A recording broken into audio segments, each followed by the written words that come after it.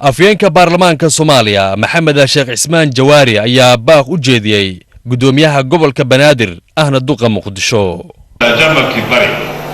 waxay igala shaqeeyeen dugsiga naafada oo u gaar ah ee dadka indhaha. dugsigaas wuxuu ku yaalay istaadiyaha meesha uu ku yaalay istaadiyahaas oo ay qorshiina ay dhiseen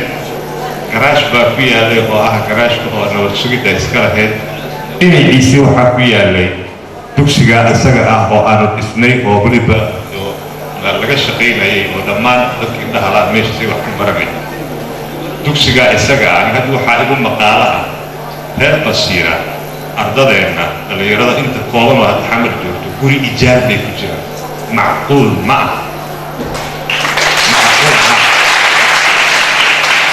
gudoomiye gurigaas la raasho dowladda iskale shacbiga leh muwaadiniinta leh haddii galabgalabtii ayaamahan oo intii la soo bartay weli ay socod oo gacanta ka baxay la soo celiyo haddii galabgalabka la soo celiyo haddii kii ku jira haddii maqlaayo waa loo sheegaa adeero isaga bax